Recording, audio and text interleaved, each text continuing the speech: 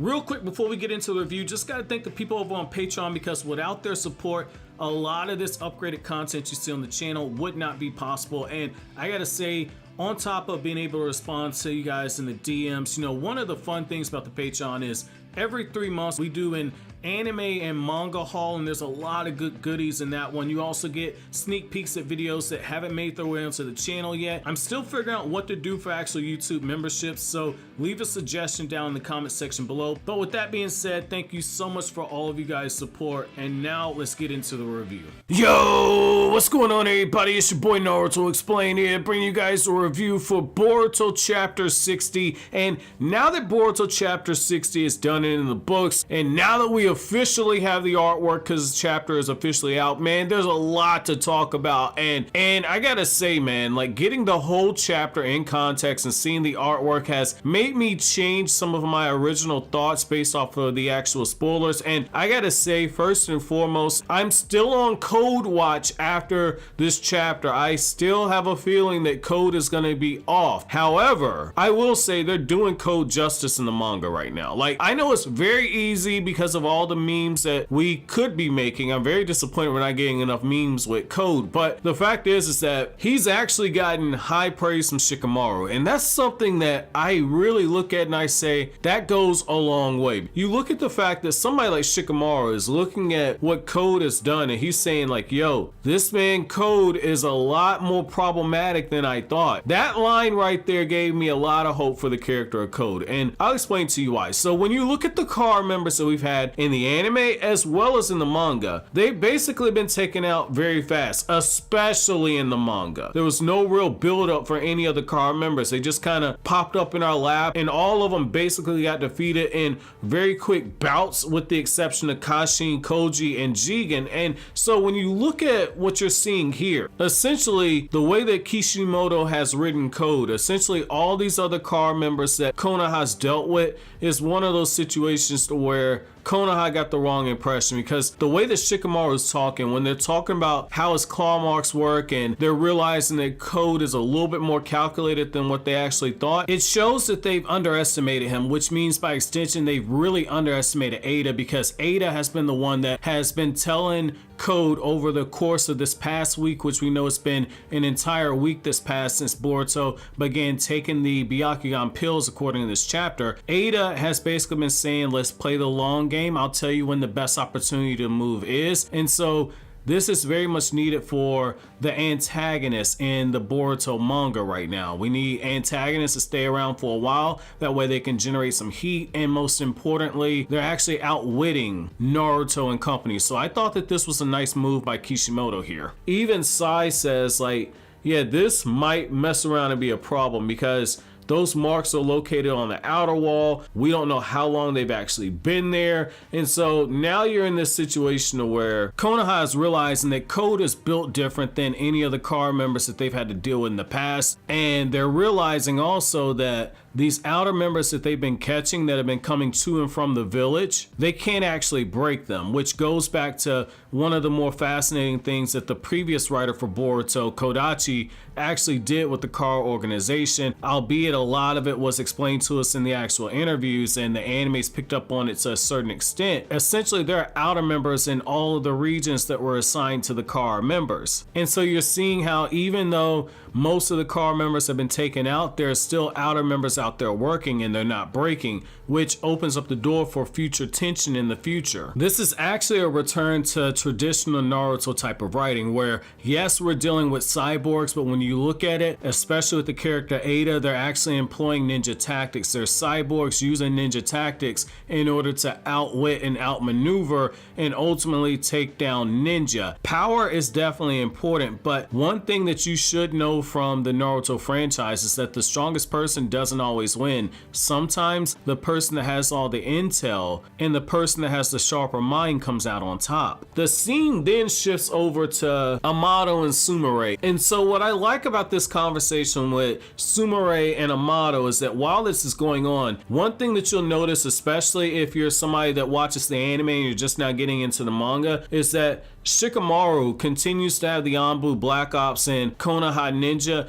keeping an eye on Kawaki. And Kawaki, to his credit, he's made the marks he spotted each and every one of them as he sits on top of the Hokage's head. So I like that you see that, and I like the fact that Kawaki is essentially looking down at Shikamaru and Sai and Ibiki, and so it's just like, while they're watching him, Kawaki's watching them watching him. The only thing that I will say is that Shikamaru has his heart in the right place, but he's playing a dangerous game because Kawaki's in a very fragile place. He can go one way or the other, and when he's constantly being hit with distrust like how Shikamaru's doing, it leads to what you see later on in the actual chapter where he's struggling with whether or not he actually belongs in Konoha. He gets everything that he wanted. He wanted Naruto to acknowledge him as a son. Naruto literally calls him his son in the chapter. He has a home that he can come back to, but he has somebody like Shikamaru and some of the villagers who are looking at Kawaki, and he doesn't know if he can truly be happy here. That's the dilemma, the conundrum that Kawaki's in right now. And it does not help that you have Amado there. And what I like about this chapter is that the two people who come through the hardest outside of Boruto that have Kawaki's best interest at heart are Sumire and Naruto, which is a good way to segue over to Sumire and her conversation with Amado, because when she's asking these questions to Amado, she's thinking about Kawaki and whether or not Amado's trying to use Kawaki. And the way that Amado deflects is he says like, look, Katasuke knows what I'm doing. Everything's been signed off on. If I was gonna betray Konoha, I would have done it by now. But here's the thing you gotta kind of keep your mind on when it comes to Amado. Every time Amado's done stuff, he's had a pattern, and I don't know if you guys have picked up on it, but essentially Amado does something to where he forces his way to the table to where he can negotiate, and then he hits you with the heavy hand, soft hand. The heavy hand being he shows you a act of good faith, and then the soft hand being that's when he comes in and tries to negotiate things into his leverage. So an example of this would be how he comes in and he puts the bomb on Shikadai's neck, and that forces Naruto and Shikamaru to take him to the table. That way they can talk and negotiate, and then he then turns around and says, well, as a sign of good faith, I'll tell you everything I know about the Sasuke clan and the things you don't know about karma, but in return, I also want you to make me a Konoha citizen and give me protection. And now we have a situation where he's like, well, you know, I have this cyborg that's in this pod right here, and it can be a great weapon for Konoha, but if I do this, I want you guys to give me even greater accommodations. What more accommodations do you actually need when Naruto has made you a citizen of Konoha? That's why I keep saying I do not trust Amado. I think that there's another end game right there. Now, I like it how in scene number 3, it switches over to Ada and Code and that whole group there. Now, what's really huge about this interaction with Code and Ada, Bug, and Daemon is essentially Code is taking the time right here to say like, hey, I'm gonna show a sign of good faith here. So I'm going to test out my ability and see if my ability can work on Daemon even when Daemon doesn't suspect it. You know, Daemon is essentially riding Code like a horse throughout this chapter, and then when Bug shows up, I gotta give credit where credit's due. There's actually some really expressive art right here. I really love the way that Ikimoto actually drew Daemon's mouth wide open and the lines around his face, and I like the way that Daemon's eyes were being shown on this moment right here. The only little thing I would have seen a little bit more, which is this is that next step. You'll notice this if you read other manga besides Boruto, is having a little bit more of the shading underneath the eyes or above the eyes, a little bit more intensity to the actual eyes, whether that be you seeing some of the veins in the eyes, or you see again more shading underneath there, or you see how the lines around the eyes are drawn just a little bit more intense. That's really where that next step starts to come in for Ikimoto. Now, to give credit, he and his assistants, the small number of assistants that he has, they have gotten better. There has been signs of improvement in the last 3 manga volumes. So I have high hopes that he'll continue to take strides, because it is something where I think the light switch has gone off, because the art has been a little bit more expressive in the last 3 manga volumes. And so this is that next step for him, adding a little bit more detail to that. And given the fact that when you look at his backgrounds and you look at some of the designs and the way that he does the hair, there's a lot of realism and there's a lot of detail to it. And when Ikimoto Kishimoto's in his bag, he ain't just in his bag. That man is in the whole department store in terms of the level of detail that he's got and the different options that he has. So I'm rooting for the guy because I've been a part of the Naruto fandom since late 2002, early 2003. So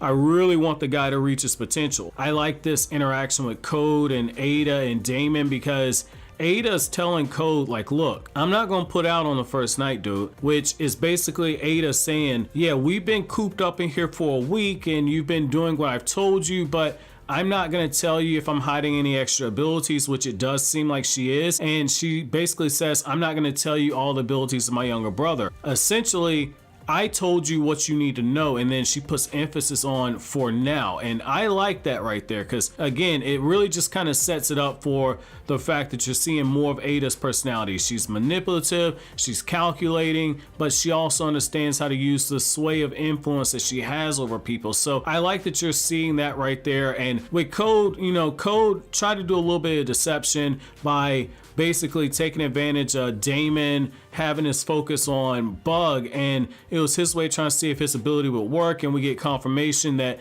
Daemon's ability is always running, but there is a weakness that Ada has not actually revealed. But what I also like about this is that Code's trying to do it under the whole assumption of, well, we're going to be going into battle with one another. Wouldn't it make sense for me to know your abilities and you know mine? That way we can cover each other. But Ada is holding down onto a key concept of Naruto. In Naruto, one of the things they kept telling you is that you cannot keep revealing your finishing move to a bunch of people, your hidden jutsu, your ace in the hole. You can't keep showing that multiple times because when you do, people figure out how to actually combat it. That was a lesson that Kishimoto used Kakashi in the Land of Waves arc, because Zabuza was figuring out ways to actually combat the Sharingan, even though he had only fought Kakashi in 2 brief skirmishes before that. So in this world, it doesn't take much for somebody to figure out how to combat your actual jutsu if they're watching you long enough. And so I like the fact that Ada is not giving that intel, and the fact that Code's trying to get it. I feel like both of them are playing each other at this point. I really feel like it's part of the reason with Code. Code has this issues with Kawaki, and I do think that that's eventually going to lead to the turn, but I definitely think that there's a double turn coming here. I don't know who's going to move first, but I think that both of them are obviously setting each other up to play each other. Who breaks first is going to be the one that essentially ends up getting killed, in my opinion. Now, the next scene is one of the ones that I feel like is one of more of the wholesome scenes in the actual chapter, and what it really establishes is that it gives you the opportunity to kind of sit there and wonder what caused the rift between Naruto and Kawaki, because Naruto in this next scene goes up to Kawaki and he says, like, man, you bought all this junk food at the store, and I'm calling it junk food because it's not a home cooked meal. So essentially he's like, you bought this junk food, something quick and easy, in order to kind of eat that and hold yourself over. You obviously like my wife's cooking, so why aren't you at home with us eating dinner? What the hell's going on here? And before Kawaki can really just give him an in-depth deflection answer, Naruto just picks this dude up and he puts him over his shoulder and he's like, hey, we're going home. What I like is that kind of pays off what Naruto said when Naruto first met Kawaki, is that, hey, this is a safe place. And then you kind of dabble it over with the fact that Kawaki's been shown feeling real hurt at the fact that Naruto isn't his actual father. And it makes sense given everything that the kid's been through. It's what I talked about in the episode review. When you think that you're not worthy of somebody's love, you don't know how to actually accept it. And I like that you see Kawaki struggling on all ends. Kawaki wants very desperately to be Naruto's son, even if it's in an adopted manner, because his own father beat him over the head whenever he didn't get enough liquor. Jigen was an adopted father for him. Jigen used him as a means to an end. Naruto genuinely wants the best for Kawaki, even if it means that Kawaki finds happiness outside the village. Naruto's like, hey, if you don't feel safe here, that means I failed as Hokage, but me and my family, we want what is going to be best for you. And so you see the real internal conflict of the character of Kawaki starting to bubble up with the external conflict of his desire to want to protect Naruto, and he isn't sure, do I take the karma seal that Amado's offering, or is there a way for me to actually gain power by walking down the path of the shinobi? He even goes as far as putting on the headband that Boruto gives him, and there's conflicting responses on the actual headband where some members of the Uzumaki family think it looks funny, others think that Kawaki just needs to find his own personal style for it. Boruto and Team 7 have accepted him, even though after that skirmish that he had with Sarada and Boruto, essentially Kawaki has a place there if he actually wants it, and he's struggling with that because when you don't think that you're worthy of people loving you, you push back against people accepting you. And I like the fact that you see Kawaki looking down at the headband and he knows that that was something Boruto gave to him out of that trust right there. And what's also interesting about it is that, like, when you look at the fact that Kawaki, since he's been in the actual Uzumaki household, he's been showered with love, and you see how those cracks are starting to slowly form in the actual wall to where the members of the Uzumaki family are making their way into his heart. And it really starts at Himawari, in my opinion. Now, this is what's so symbolic right here. So when you look at Himawari, the fact is that she was named after a sunflower. And so when you look at the fact that you have cosmos flowers on the actual table, the reason why that's so interesting right there is that those cosmos flowers that are on the actual table, when you look at what they actually stand for, they stand for love, harmony, joy that life can bring. And so you're in that situation where Himawari put those flowers into the vase that she made for Hinata, the very same vase that Kawaki broke, and through the attention to detail did his best to actually fix. And even though it's imperfect, Himawari says it's one of her most precious items, and it's because of the time and effort that went into actually rebuilding it. The fact is that inside of that rebuilt vase, that imperfect vase, you have flowers that represent the love and joy that life can actually bring to somebody. That's what I mean when I say, like, if you read the Naruto manga very closely, you pick up on a lot of symbolism if you know what to actually look for. And I like that you're seeing Kishimoto, now that he's taken over the writing for the Boruto manga, actually incorporate some of that stuff into the actual story for Boruto. So I like that little small tidbit right there, and I think that that was a nice way to actually segue and push over to Naruto and Kawaki when Naruto just reiterates to Kawaki while Boruto's looking at his karma seal, struggling with the actual fate that Boruto has. You have Kawaki being told by Naruto, like, look, you're part of my family now, and I'll do whatever it takes to make you comfortable. This was a very, very good chapter in my opinion. I know that's not action heavy, and that's going to be a turnoff for a lot of people because from like chapter 34, 35, around that time period, it's just been non-stop action. When we got in slower chapters, it's been information dumps. But I like the fact that Masashi Kishimoto basically said, like, okay, we're doing maintenance on the car before we really get this thing into gear. If we just would have went straight to another brawler set of chapters where it's Code and Ada and Daemon and they're doing the stuff in the Hidden Leaf Village, or they're drawing Boruto out right away, if that would have been something that happened in the last couple of chapters, like a lot of people wanted to actually take place, I would have been very disappointed, because what Kishimoto's doing right now is actually adding a layer of mystery to the character Ada and a layer of mystery to the character of Daemon. He's planting the seeds of distrust between the actual antagonists while also putting it into actual readers' heads, like, hey, what's going on with them? And then you have internal conflicts with Kawaki and Boruto actually being fleshed out. You're seeing characterization for those characters. I like what's being done right here. I think that this is something that's going to actually make the upcoming battle that's being slowly built up something that's going to make that battle have a lot more stakes and have a lot more emotional weight to it. And then you also get the little small things like the little passing line in the actual chapter where we find out that it's been an entire week. That's little small stuff that Kishimoto did back when Naruto was running weekly to essentially give the actual anime a little bit of extra wiggle room by putting in little time markers here or there. Something that Ukyo Kodachi really didn't do in the actual Boruto manga when he wrote it. He had the passing line of, oh, it's going to be 2 days before Jigen's able to recover, and then we don't know how much time actually passed between the actual time when that line was stated and when Kashi and Koji actually attacked the guy. We got to use our own headcanon explanations. We don't know how much time actually passed between when Kawaki first came to the village and when the Delta scene took place.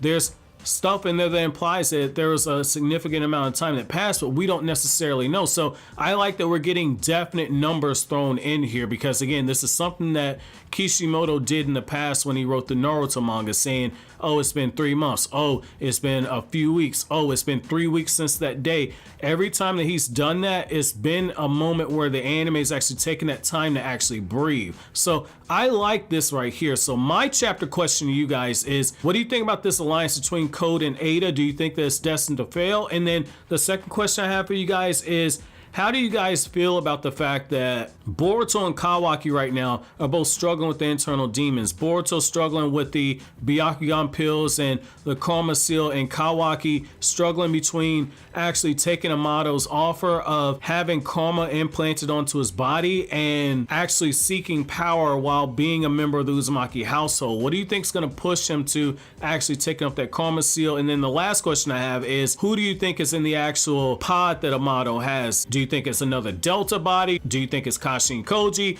Do you think it's another legendary shinobi from Konoha? Let me know down in the comment section below. But as always, guys, if you like anything I had to say, don't forget to comment, rate, subscribe, and share. Thank you so much for watching to the end. Have an awesome day, guys.